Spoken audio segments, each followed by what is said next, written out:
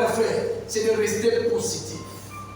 Tout homme qui ont connu la réussite dans le monde, ce sont des hommes qui sont restés positifs. Quelqu'un qui reste positif. Reste positif. Oh, je ne t'ai pas entendu. Quelqu'un qui reste positif. Reste positif. Il faut rester positif. Genèse 26. Lisons le premier verset jusqu'au verset 3. Genèse 26. Genèse 26, le premier verset jusqu'au verset 3. Il est écrit. Il est écrit. Il y eut une famine dans le pays. Une famine dans le pays. Outre la première famine, il eut lieu du temps d'Abraham. Du temps d'Abraham. Et Isaac alla vers Abimelech, roi des Philistins à Guérar.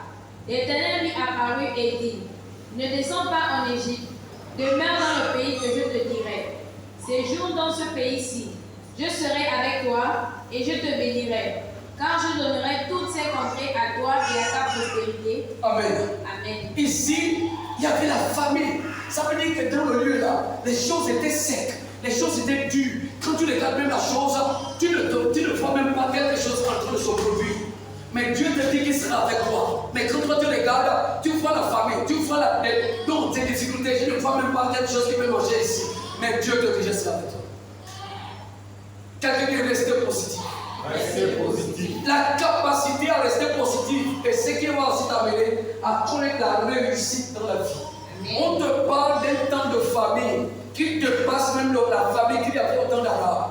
Et Dieu, Isaac voulait fuir pour aller en Égypte. Dieu lui dit, tu n'iras pas en Égypte. Tu resteras là. Mais Seigneur, c'est trop dur ici. Je sais, ça ne tient pas. Il dit, tu resteras là, je serai avec toi. Mais le fait qu'il a dit, je serai avec toi, mes frères, il y a des choses, même quand il est avec toi, qu'il ne fera jamais à ta place.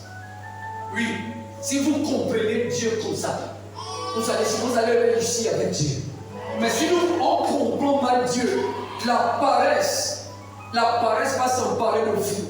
Et cette paresse peut nous maintenir dans l'échec durant longtemps sans voir l'accomplissement de ce qui a été dit. Oui.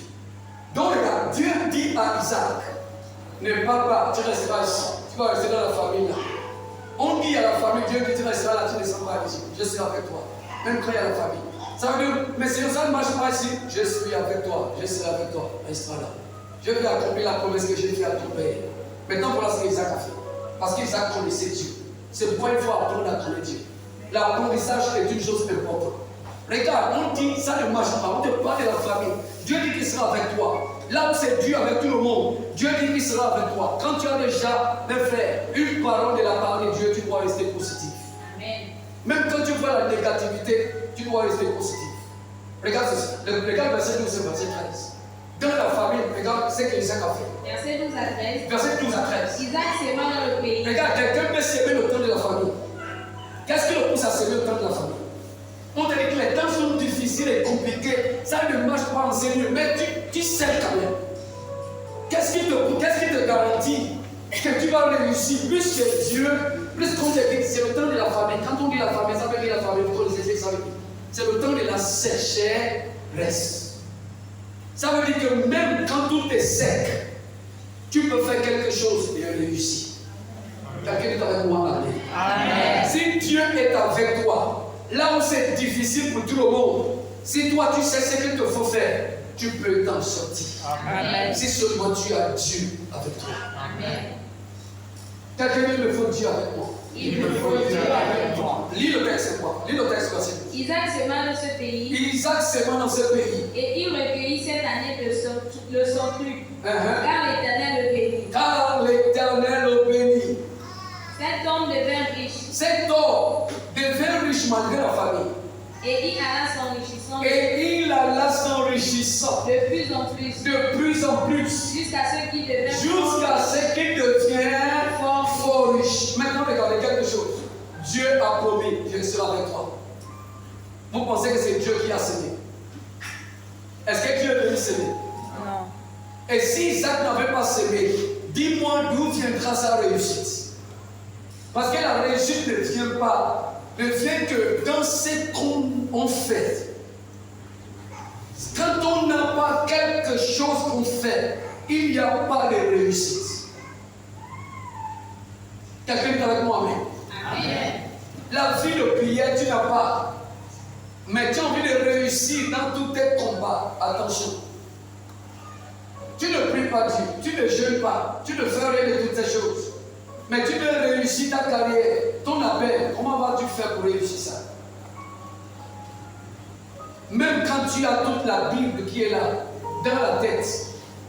Même quand tu as toute la Bible dans la tête. Mes frères, je vous dis une chose. Ce n'est pas avoir la Bible dans la tête qui fait réussir un homme. Vous comprenez ce que je dis? La réussite n'est pas dans le fait qu'il faut avoir toute la Bible là. Tout ce qui est écrit ici dans la tête, ce n'est pas de là qui est la réussite. On peut avoir ça dans la tête et ne jamais réussir sa vie. Quand tu as tout ce qui est ici dans la tête, la seule chose que la Bible fait, c'est de te montrer comment bien faire, mais ce que tu fais. Amen.